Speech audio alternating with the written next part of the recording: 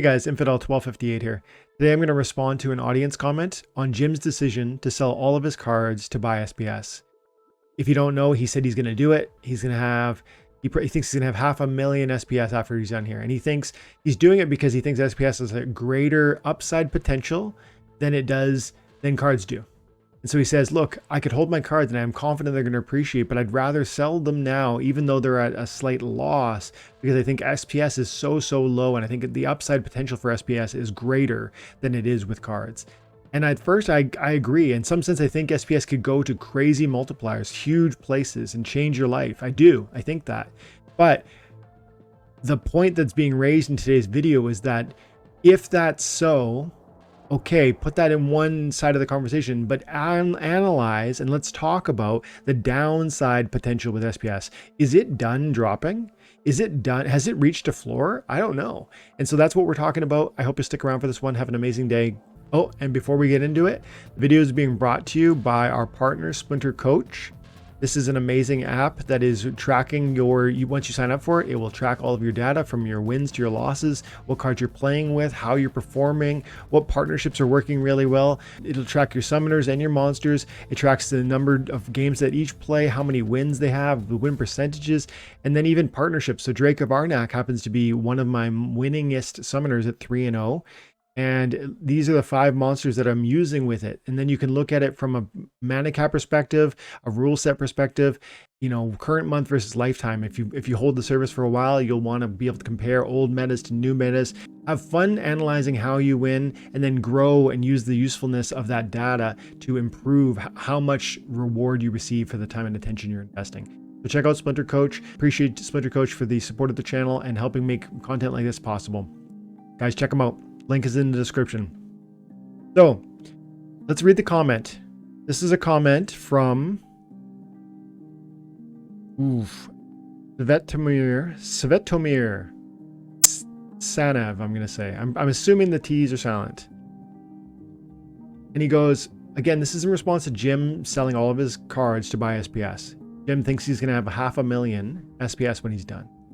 And I'll add, he's not really taking a loss on the cards because of the fact that he was able to pull 2 of those gold foil luxes. It really ended up being, every penny he put into cards whenever he originally invested is still there due to that sort of crazy RNG. So he's essentially taking, I think it was, $10,000 and putting it into SPS, something like that. And the commenter goes, I hope Jim knows more about supply and demand. SPS is in a phase where supply far exceeds demand. Maybe there will be a pump, and I'm sure we'll see it soon, but those pumps always get dumped, and the value will drop again. Saying it as a trader with more than 10 years of experience, my latest SPS analysis shows that 1.5 cents is on the table. The triangle is broken, so I'm short. If you don't know maybe some of this jargon, he's referring to he uses technical analysis. He uses charts to track where he thinks the next movements will be to. And he's saying there might be a pump in the near future, but he's expecting that it'll be short-lived because people will sell into it. And then he's saying he's got lots of experience. He's also saying that 1.5 pennies is on the table in his analysis. And when he says the triangle broke, it's referring to a way of looking at the chart and finding trends that are unfolding to then predict where the next move is. So he says to be short, it means he's willing to sell, or he's willing to bet that it's going down before it goes up in a major way. And so his argument is really that there's far too many coins and there's more being made every day, and there will be for years to come, and there's just not enough demand and utility for it, which can you really argue? I mean, in the short term, I think this is 100% accurate. You can't argue it. There's too much SPS. There's not enough utility. There's not enough reason to burn it. But those who believe in Splinterlands believe that we're changing that, and we're moving toward a place where SPS will be necessary. You'll want to burn it. That'll reduce the supply. That'll affect the supply demand economics that he's referring to, and that might change what he's saying. But I think we have to agree that that's not going to happen in the next days or weeks. Not even going to happen in the next months right? It's going to, even with land being what we expect land to be and all the DEC that's going to get locked up in there, and theoretically all the DEC could be locked up in land. That if we all put max monsters and we put the 10,000 SPS necessary to stake into the land, that would erase the supply of DEC, which would then mean people would have to burn SPS in order to access DEC, which they need to do things like card rentals and buying cards off the market, etc. So, but I don't think anyone truly believes that everyone's going to put max monsters on their land. Nor do I think is every plot of land going to even be put to work initially. And lastly, therefore the DEC sink of land initially isn't going to be what the fullness of what DEC is. Therefore, it's not going to spark the flywheel, and therefore SPS utility, as he says, the demand for your SPS is going to not be changed in the short term to even medium term. Now, in the long term, I do think that's going to happen. I do think land's going to be that thing where we're going to use up our DEC at some point, and then we're going to start this flywheel, and it's going to be a meaningful burn mechanic. Plus, SPS is only being released for 6 years in total, and after that, there's no more being made, at least not at this moment. We might have something in effect where we introduce a proposal, and maybe that'll increase the maximum supply because we want to pay validator nodes or something to that nature. But for now, there is a cap and the finiteness to how many SPS will exist. Now, he's right that there's too many and there's a lack of utility, but the thing is, long term, 5, 6, 7, 10 years, I think we do find a place, as long as Splinterlands is still thriving, as long as this game is growing and this, it's still fun and has a future. I think that changes the story. But the commenter's not talking about 10 years away. He's talking about weeks away. He's talking about months away. And here's the important thing. Jim's confidence is long-term. Jim's plan is long-term. Someone who's buying SPS in that sort of way is doing so because they want to buy and walk away and let that become what it's going to become. I get that. I'm an XRP holder. I bought XRP years ago. I've held it and I've acquired more, and I'm holding a bag, and I'm not doing anything with it until it reaches targets. I don't care if it goes lower. Because I believe in the fundamental of the project. Look, some of you hate XRP, so pick 3 other letters. Your favorite token. Imagine your favorite token and say to yourself, like, you know it and you believe in it.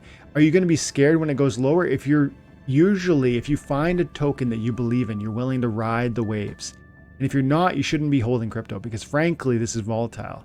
So could it go to 1.50? I think it could. In fact, I've talked for I think maybe a year and a half about how I think maybe it could go to $0.01. Wouldn't scare me because I'm not in it for days or weeks or months. And I don't think it would scare Jim because he's not in it for days or weeks or months.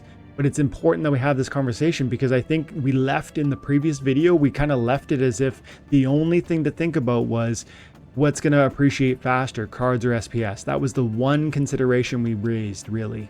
And there's actually another thing to look at, which is what in the short to medium term, are cards going to depreciate faster than SPS is going to depreciate? Because this commenter is arguing that there's room for significant depreciation on SPS. If we went to 1.5 pennies per SPS from our current from our current 2.1, I mean, that's like a 40% price reduction or something. So that's a massive tip down. Like, it sounds like it's so trivial, from 2 pennies to 1.5 pennies. It sounds so trivial, but it's not. It's really significant, because I don't expect my card supply to go from 50,000 to 28,000 or 30,000. That's what we're talking about. And you might think cards are going to do that. You got to figure that out for yourself. But if you're saying to yourself, oh, you know what, Jim's, and I saw some comments, you guys are like, that makes a lot of sense. I think I get it. Jim's a smart guy. Like, I see these types of comments and it's like, well, wait a second, guys. There's more to it than just SPS could go to, according to me, and lots won't agree, $1. I think that. And maybe that's 10 years away, but I think it's possible. And I'm personally willing to place a bet on that outcome. And I'm willing to ride it to a penny or lower, because I actually think that cryptocurrency is that crazy. I think this game is this revolutionary that it's worth that sort of investment, that sort of long-term horizon. And I think this kind of game is fun and has a future. I think there's a multiplicity of sort of power in this space, not just Splinterlands. Like, I can enjoy my cards in Splinterlands, but I can enjoy them in Splinterforge, and I can enjoy this space through Golem Overlord, and I one day soon Tower Defense and Land. And so the options and the ways to play and earn with almost the same set of cards in many of those instances is growing and growing and growing, which means that the functionality and usefulness, I think, is going to appeal to more and more people. It's going to take years though. So I'm okay waiting, and knowing that I would be okay with a decision like Jim's. But you and Jim need to think through what happens if I did this and then my SPS bag goes down by 40% of its US dollar value. Are you going to freak out? Are you going to sell everything at a loss and then buy back your cards? Or are you going to sell everything at a loss and, exit crypto? Because people do that. Or are you going to sit and wait and watch for 2 years, 3 years, 4 years, 5, 6, 7, and just watch it go up and watch it go down, watch it go up and watch it go down? I think maybe Jim is expecting it to go up in the next couple of years into that 20-30 cent range based on our conversation. Maybe, and maybe not. If you were thinking about doing this, you have to ask the question, would you be willing to ride it down to zero? Because if you aren't, then you're going to get scared when the price drops dramatically. And crypto is way more volatile than NFT cards. The cards have usefulness. The cards have fun. There's a collectability to them. Therefore, there's a collector who wants them. There's a player that wants them, and you can earn revenue through holding, using, renting them.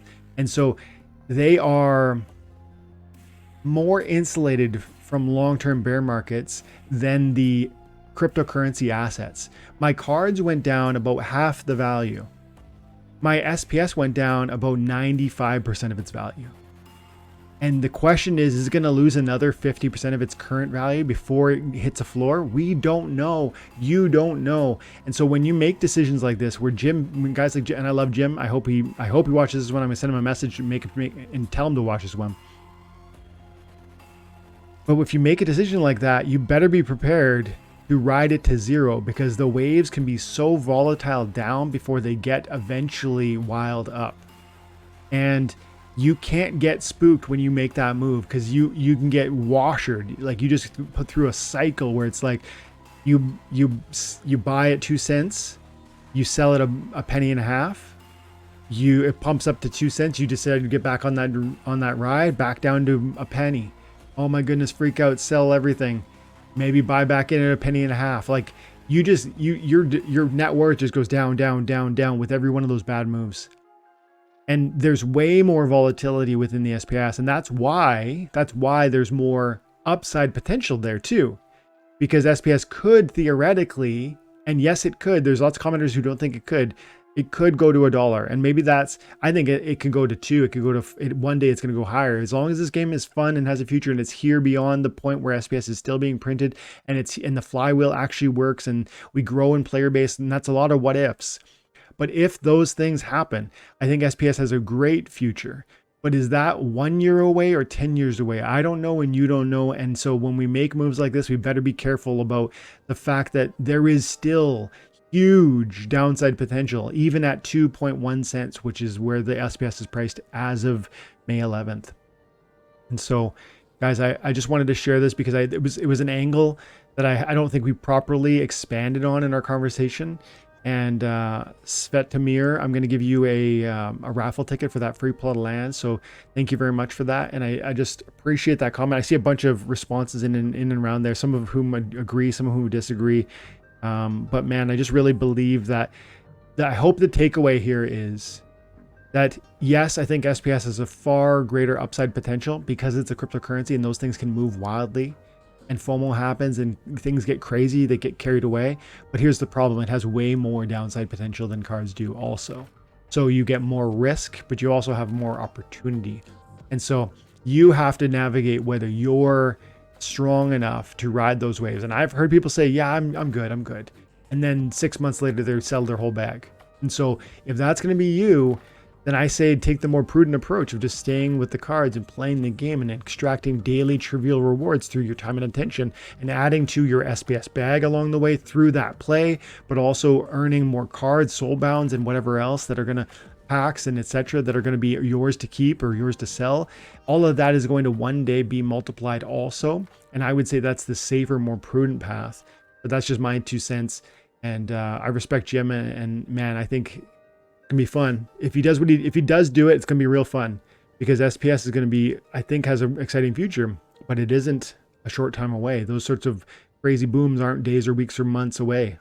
So, you know, maybe this won't be the last comment we make on it because it'll be fun to watch and talk with Jim when he comes back on, if he does do it and how did it happen and how much did you get. And so we might talk about it more, but for now, that's all I wanted to say. Thank you to Svet Tamir, and I hope you have an amazing day, guys. God bless.